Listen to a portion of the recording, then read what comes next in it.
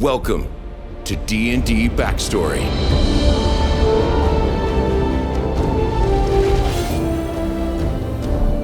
This is the origin of Baron Mercredi, human warlock.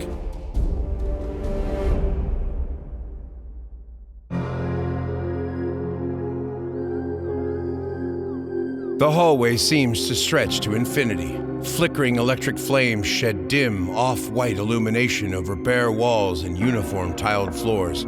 A young woman strides forward, eyes locked dead ahead as she marches along. With one step, she travels miles in the blink of an eye. The next step takes her only inches over the course of days.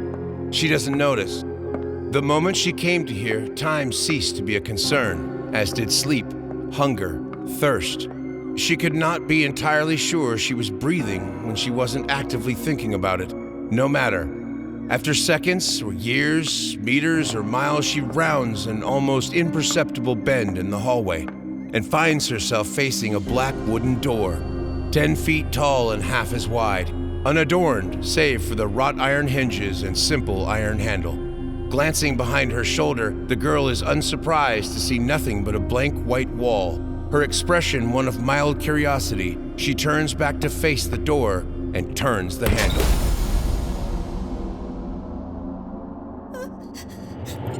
I've told you what would happen if you were caught with those things. You have to know your place, girl. The young woman recoils from the memory of that voice before realizing that it is not directed at her, at least not the her that wanders the endless corridors. In the corner of a dull gray room, a small child lies curled up on a dirty mattress, whimpering. On the floor before her are the tattered scraps of a sketchbook and the shattered remains of 2 beautifully maintained charcoal pencils. The young woman turns, and in the doorway behind her she can make out the silhouettes of a towering man in a tall black hat and a woman shrinking against the wall behind him. Yours is not to draw, to explore, to wonder, or to wander, nor will it ever be. Your place, girl, is at the side of a man. Yours to learn is proper cleaning and cooking, wifery and midwifery. The Lodge of Ibis is what it is because of the strong men that operate within its hallowed walls. And we are able to do what we do because our women are content with their lives and support us proudly. Do you understand me? From the corner of the room, the whimpering girl nods once, still clutching her knees to her chest. The silhouette of the man starts forward, suddenly, and though the wandering young woman reaches out to stop him, he walks straight through her, deaf to her cries of outrage. I said, do you understand me? Look at me when I'm speaking to you, girl. He reaches forward and pulls her violently from the bed, clutching the lapels of her house dress and holding her an inch from his nose. I understand, Father. Good. The man drops her back onto the bed and strides from the room. The silhouette of the woman, the girl's mother, lingers for a moment, gazing sadly into the room as the young girl curls back up, facing the wall.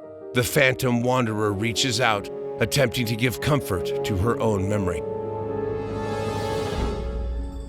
Each hallway seems to stretch to infinity. Flaming chandeliers throw illumination over cold stone walls and a floor covered in a hideous carpet whose black, red, and yellow pattern seems to shift imperceptibly, writhing across the ground.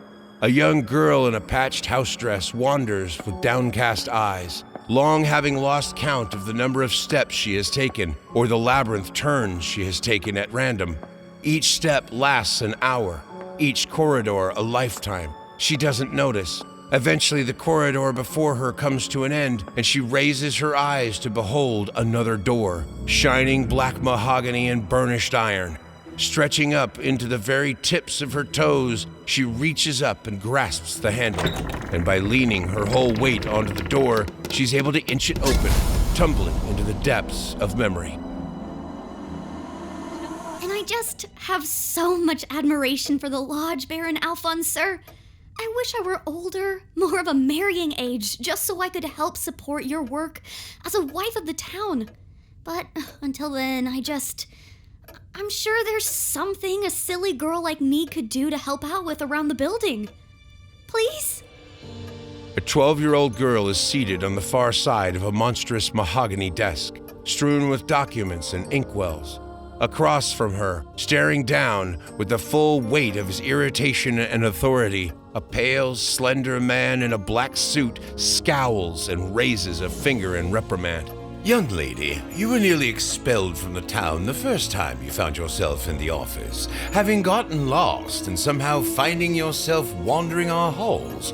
Why on earth would you bring yourself back here and expect me to somehow invite you into this Institute of Men to work alongside us?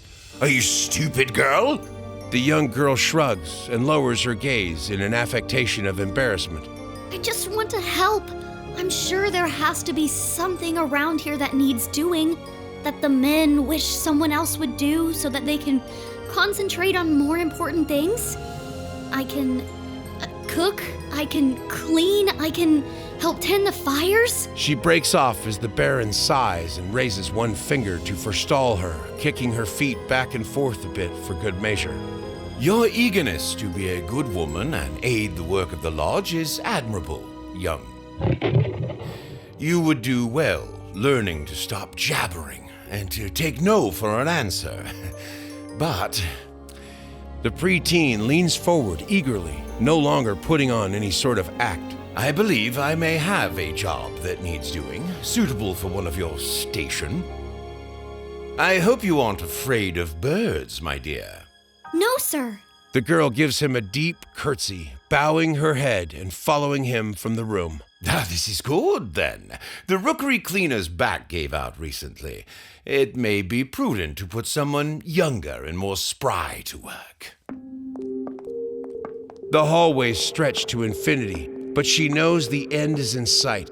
The young woman marches confidently forward past brick walls, undulating slowly, heels clicking against gleaming marble floors that rise and fall rhythmically and imperceptibly. On her left is a young girl, eyes staring at nothing, limping, clutching the wanderer's outstretched hand. On her right, a 12-year-old girl in a long gray dress, splattered with white, skips cheerfully along, chatting away happily. And you remember when the ravens started bringing us presents, right? Shiny things and pens and strings? I remember. And then the first letter? The one where we learned about the eye? I remember. We learned so much. It was so exciting. All because they realized we liked getting the letters. And those dumb lodge members never figured it out. They did, actually. I think they're on their way to stop us right now. But it's too late. The young woman lays a hand on a massive ebony door, flanked on either side by herself. 3 right hands lean into it, and as the door slides open, there's an explosion of blinding white. The 3 women are pulled through space and time, the younger 2 screaming silently, the elder staring straight ahead, attempting to perceive what she had come seeking. There, a flash of movement in a direction she had no name for. Here, a color that she could clearly see, but her brain refuses to register. She falls for an eternity, attempting to piece together an incomprehensible truth, before she finally just stops. On either side of her, she sees her past selves fading slowly in etherealness. She breathes for the first time in time immeasurable. I come seeking power. She calls out into the blinding void, answering a question that nothing has asked her. I am done being told where my place is. Of being told I am inferior when I am clearly not. I am done being forced into a mold that will never fit me. I'm done. She takes another breath, realizing that her throat is beginning to close up. An impossibly large presence can be felt out there in the void, a vaguely shifting black silhouette somewhere in this sea of endless white. A consciousness vast and alien in its scope brushes against her, and she answers another question as of yet unposed. Everything. I would give up everything. What do I have that would be worth holding on to? I have nothing but my own self. Nothing to my name but my name itself. The silhouette reaches out across miles of blinding light and brushes against her lightly. It does not speak, at least not in any way she can comprehend, but she senses its bewilderment at being lied to. She gasps at the air that does not exist in this place, struggling to draw breath. I tell you no lies. I am less than nothing already. My name is... As she attempts to speak it, the sound that is not a sound escapes her throat, and she doubles over in pain. The faint memories of her past opening their mouths in silent screams. The entity moves again, and the wanderer can feel its back being turned to her. Again, that consciousness presses against her own, and her synapses shred themselves apart in an effort to convert its intent into words she can understand. She can feel blood trickling from her ears and nose, but the young woman pulls herself upright, straining against the agony. I did not realize the price you demanded for your audience. But I don't care if that person doesn't exist anymore. I don't care if I don't. I just want to know I'm done existing as I have. I'm yours. Do with me as you will. She can feel the entity turn back about. A pit opens in the void of light, and she screams again as the entity smiles, revealing teeth the size of mountains set into a maw that could swallow oceans. The light overwhelms her, consuming her utterly. And then she is back. Back in her body, hands pressed against the sides of a glass case. Back in the lodge, deep in its center, in a room unknown to all but the highest-ranking members of the Lodge of Ibis. Baron Alphonse advances upon her, surrounded by men in identical black suits, apoplectic with rage. I will have you caned in the streets, girl! You have brought dishonor onto your father's good name, onto the reputation of the Lodge itself.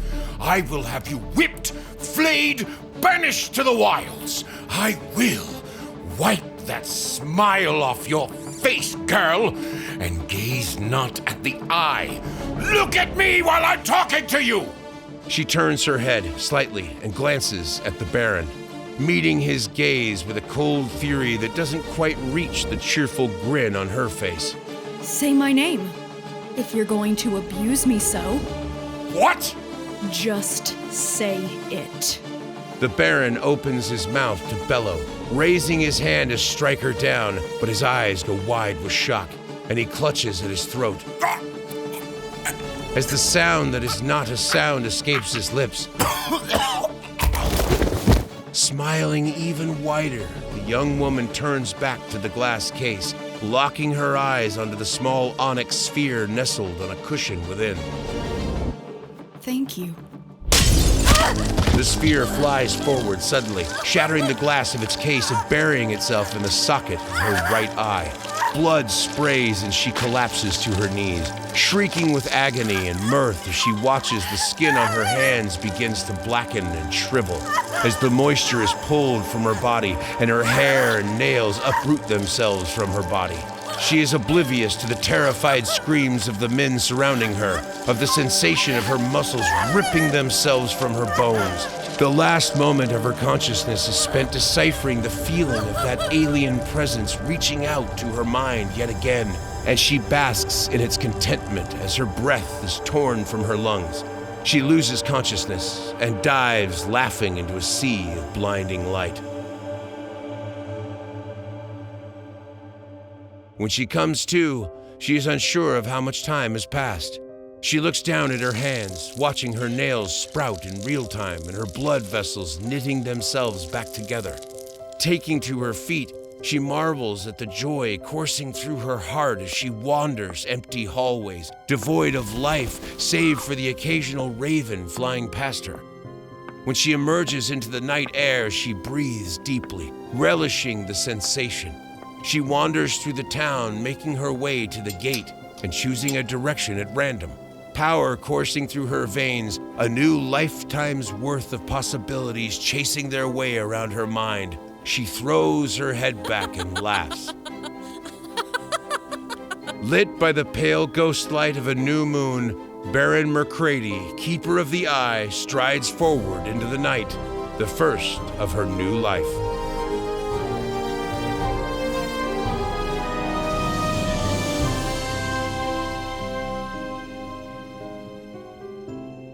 Thanks for watching, everyone. Links to all of our characters' character sheets, our other character breakdowns, and all of our backstories can be found in the description below. Make sure you subscribe so you keep up to date as we release more and more characters and new content for you. And if you'd like to support us even further, a link to our Patreon can also be found in the description below.